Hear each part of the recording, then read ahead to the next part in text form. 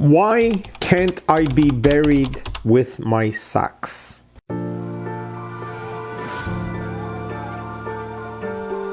What a question. Why can't I be buried with my socks? Well, according to Jewish traditional law, when a person is born, they are born pure, otherwise known as in our birthday suit.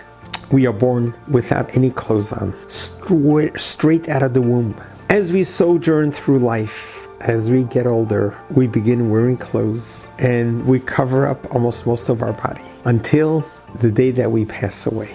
The day we pass away at the end of our life is when we are returned to the Creator the same way we came to this world. We came to this world without any clothes whatsoever. We leave this world without any clothes whatsoever. So in Jewish tradition, when a person passes away, there is a protocol to show great reverence, respect to the body, as if it's alive until it's actually interred in the ground. The body is brought to a mortuary and it's never left alone. There's always someone there to accompany the body, never alone until it's interred in the ground. And then the body is prepared, it's washed and prepared for its eventual resting place. And then they are garbed with what's known as shrouds, simple white shrouds that covers the whole body.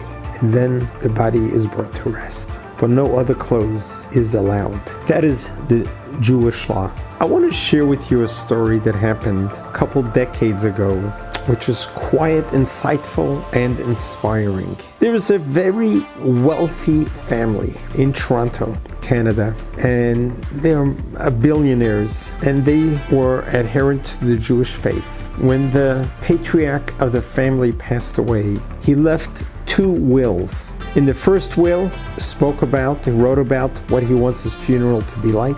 And then he asked that he wants to be buried with his socks. A peculiar request. And he instructed that the second will should not be read till 30 days later. So now there's a huge dilemma what to do.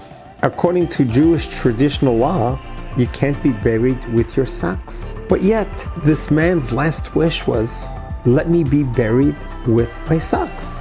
What harm could it be? But on the other hand, he was an observant Orthodox Jew who wouldn't want us to violate the very laws that he lived by his whole life. Why would we violate them in his death? And this was quite the dilemma. The family did not know what to do.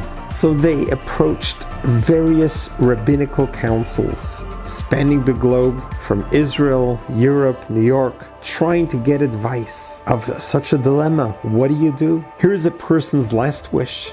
He wants to be buried with his socks. But he must have known that it's against Jewish tradition to be buried with any clothes but the shrouds. Why would he want us in his afterlife to violate the very same commandments that he was so strict about observing his whole life? After a consensus by the various rabbinical councils throughout the world, they all unanimously ruled that you cannot bury him with clothes. We do not break a tradition of 3,300 years. When a person dies, they are no longer owner of their own body, but rather it belongs to the Creator. And the Creator already made it very clear to us that you cannot be buried with any clothes on. So what he wrote in his will, he really was not in the right responsibility over his body anymore. Because once a person dies, it no longer belongs to the person, it belongs to the Creator. It needs to be returned to the Creator, just like where it came from. And that was the ruling, that, sorry family,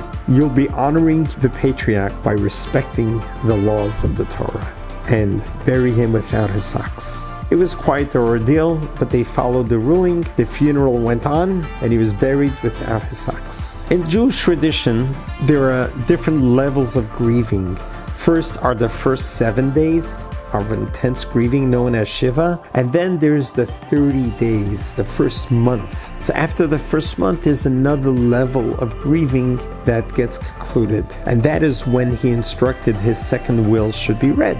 At the 30th day, they opened up the second will, and they read as follows: "His my dear family and friends, by now I have been laid to rest for 30 days. And you are probably wondering, why did I request to be buried in my socks? And let me give you a specific reason why. I was a very accomplished businessman, built up this huge empire with all the wealth that we have all enjoyed. But yet, at the time of death, I cannot take it with me. And I want you to see, even me with all my money, I asked for a simple request to put my socks on so I could be buried with my socks. And you wouldn't do it because I wanted you to see that even your socks you can't take with you. What you can take with you are your good deeds and your good acts that you do in your lifetime. That could go with you.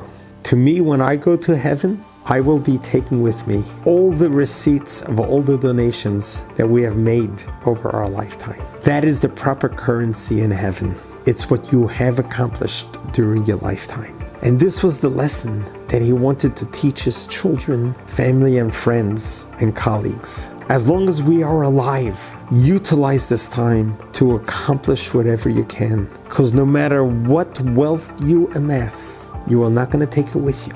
So while you are alive, use your wealth to do acts of goodness and kindness, generosity. Be the one to go out there, to take initiative, to make things happen. Do whatever you can in your lifetime, because the clock only moves forward.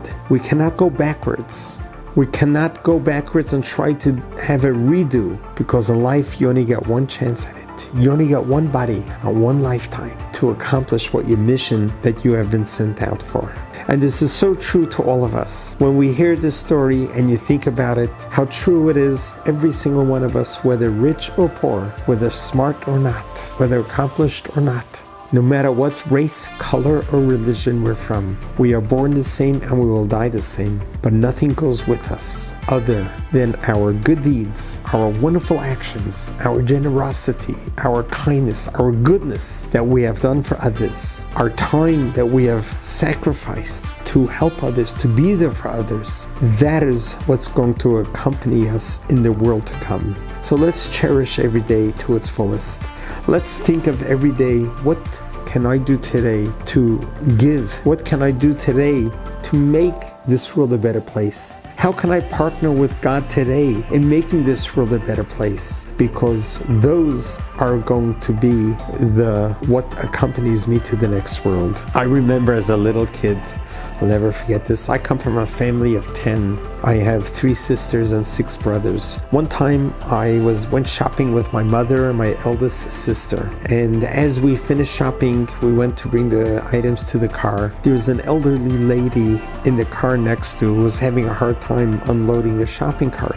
So my oldest sister tells me, why don't you go and help her? At first, I'm a little kid. I was shy, didn't know, didn't want to. And she encouraged me, go do it. I'll tell you why later. And I go and do it. When I get back, she tells me, and it's so poignant that I remember it till today. She said, when you finish your life in this world, life comes to an end, you're going to come to heaven. And in heaven, they're going to announce who votes for you. And as many hands that you have helped in your lifetime, they're going to raise their hand. Now that woman that you just helped, she's going to raise her hand because you helped her. So the work we do in this world is not only beneficial at the moment, this world, but it's also going to be beneficial for us in the world to come.